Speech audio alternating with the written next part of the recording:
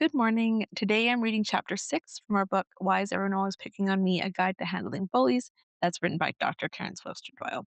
So, chapter 6 is called How Bullies Can Become Winners. Have you ever felt anxious or worthless, out of control or ridiculed, hurt, ashamed, or humiliated, insecure, enraged, rejected, ambitious, pressure to conform, pressure to compete, scared, helpless or powerless, unfairly punished or harassed, vengeful or angry, frustrated, lonely, about unloved or violent, greedy, afraid of not making it, afraid of not living up to the expectations of others? In other words, have you ever felt that everybody is picking on you? Well, if you have had these feelings, then guess what? You have felt like a victim and you have felt like a bully. The desperate feelings I just said are feelings shared by both bullies and victims. The painful thought of what did I do to deserve this is a thought that has entered the minds of both the bully and the victim the bully picks on. What happens then is a vicious circle. The bully who picks on someone else also feels like a victim, someone who has been picked on. Bullying is a lose lose situation. We all want what we want. This is neither good nor bad, it's just a fact. The problem begins when we try to push another person into doing what we want. This is bullying. We might believe that if everybody thought and acted the way we do, the world would be a much better place. We can think this as much as we want. There's no right or wrong about it. The problem comes, however, when we try to force another person into thinking and acting the way we do. This is bullying. Have you ever bullied someone? I have. At times throughout my life, I've tried to get people to do things by pushing them and intimidating them. This is called a win lose situation. Somebody wins and somebody loses. If you have bullied someone in a situation like this, you may already know that it's a losing game. You may have the strength to bully someone and make them to do what you want, but in the end, you're not getting what you really want. That person may do what you want for the moment, but once you leave, they'll just go back to being whoever they are. What you really need, real caring and real affection, you don't get. It's really a lose lose situation. Your victim loses self esteem and you lose self respect. We all feel hurt, anger, hatred, and malice at times. It's not an easy world that we live in. It's okay to feel that you would like to hurt someone, but it's not okay to actually do it.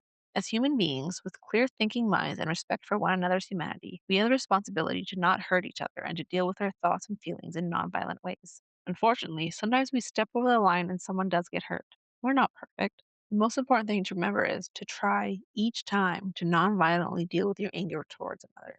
Even though you may slip and hurt someone, if your attention is there to not hurt, perhaps the next time you'll be more alert and sensitive. I'm going to read out some role plays that are only for bullies. These are some role playing exercises for acting out peaceful ways to win. If you're not used to being peaceful, these exercises may feel strange at first, but I know you get the hang of them with a little practice. If you would like to download these role plays, which is probably a little bit easier than listening to them, you can download the book in our show notes. So, role play number one.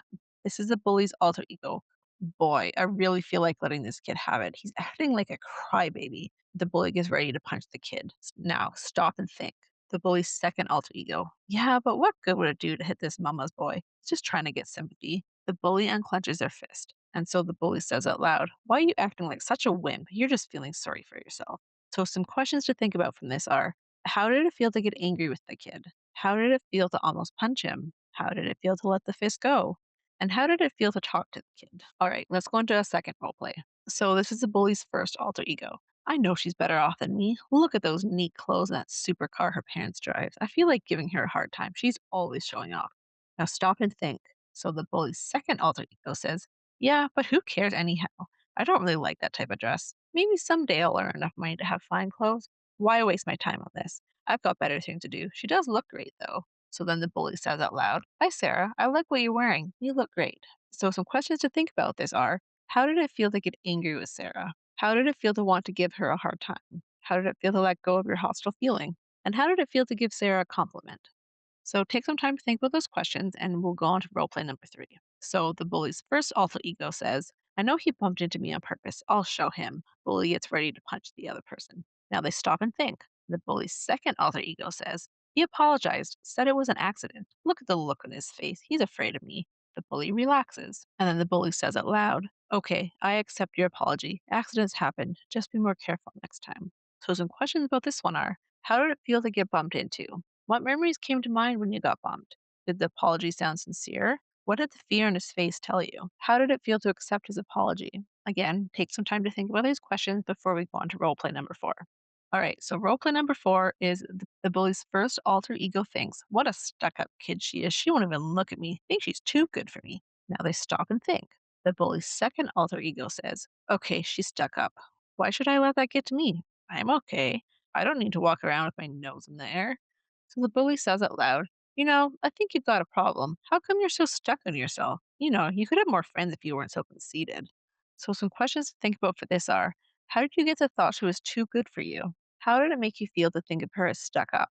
What made you take her focus off her and to see yourself as okay? How did it feel to tell her that she has the problem? Do you want to be friends with her? Think about these questions for a moment. Okay, now role play number 5 is the bully's alter ego thinks, what a nerd. Look at that jerk's jacket, full of inky pens and scraps of paper. What a brain. Maybe I'll knock his squeaky bike over. Now they stop and think. The bully's second alter ego says, hey, he could help me with my math. He's a real whiz at it. So then the bully says out loud, listen, maybe you could do me a favor. Maybe I could do one in return. I'm good at working on bikes. You're good at algebra. Maybe we could trade. Some questions to think about for this role play are, how did it feel to want to push the kid around, put him down and knock over his bike? What happened inside of you when you stopped and thought? How did you feel when you remembered he's got a sharp brain for math, your weakest subject? How did it feel to express an interest in working with him instead of pushing him around? Again, take some time to think about these questions before we move on to role play number 6. The bully's alter ego thinks, what a weakling. She can't even do one chin up. Now they stop and think. The bully's second alter ego thinks, I guess that's not her thing. I wouldn't want to be that skinny, but I guess that's her business. So the bully says out loud, hey Bones, just kidding. Need help with your training? Let me give you a couple of tips. Honest, come over here and I'll show you how to be superwoman in no time. I'm serious. There's hope for those bony biceps. So, some questions to think about are, how did it feel to want to call her a weakling? What thought went through your head when you went from putting her down to sympathizing with her? How did it feel to kid her? How did it feel to offer her help? How did it feel to make the situation humorous? These are a few examples of what can run through your head and what you can do to change your negative thinking to positive thinking. The point to remember is that although you may think and feel like bullying someone, you don't have to. You have the power to turn your thinking around. Sometimes doing it takes more strength than bullying. There are times when we all feel hurt and times when we all want to strike out. But if we stop and think, we can find peaceful ways to behave and still get what we want. And if you feel angry, talk to someone. Tell them how you feel. It's okay to feel, no matter what the feeling is. If your brain is full of revengeful thoughts, share them with a trusted friend. Sometimes just talking can help relieve the tension created by hurtful or fearful thoughts and feelings. There are people around you who care and want to help. You're not bad or wrong, but you may need to make some changes so you can feel better. It may seem tough at first, but you can do it. Millions of people who grow up in terrible situations and become bullies learn how to outgrow it. They understand that the way out of it is in a new way into their own minds, a different way of looking at things, and a real desire to change. Here are some things that you need to change your behavior. You need an interest in wanting to change, an energy that inspires a feeling of wanting to act. You need commitment to carry it through and awareness of what is happening. You also need the skills that provide the ability to change and alternatives for acting differently. Do you have any of these qualifications? If you're a bully or if you're someone who has been bullied, you can change and do things that will help you. Here are a few suggestions. You can talk to your parents about what you feel. Request a family time when you can all share your lives together. Think and talk about ways you can get what you want without hurting other people, and practice these ways. Appreciate who you are and praise yourself for doing things you feel proud of. Instead of teasing your friends and family, help them. Communicate in ways that make you feel good and make others feel happy. Find friends that support the positive sides of yourself. Watch healthy, non-violent TV programs. Play video games that make you feel creative and peaceful. Many of them are even more exciting and challenging than the violent ones. Be selective in choosing movies to see. Read books, magazines, and comics that make you think, laugh, or cry. There are thousands that are interesting and fun that make you feel cooperative instead of aggressive. Learn how to speak in a way that promotes understanding and cooperation. Find ways to build up your confidence so you don't have to fight out of fear to defend yourself or to get what you want. Realize that fighting is not a healthy means of getting what you want. Get help if you need it from a qualified professional, such as a teacher, counselor, school administrator, or psychologist. No matter how strong we are, sometimes we simply need help. And please remember, of all of this, is that you can change. You just have to want to. It's really up to you with a little help from your friends and family. So that's the end of chapter 6. This one was really focused on helping bullies. And if you would like to download the whole book, you can grab the link in our show notes.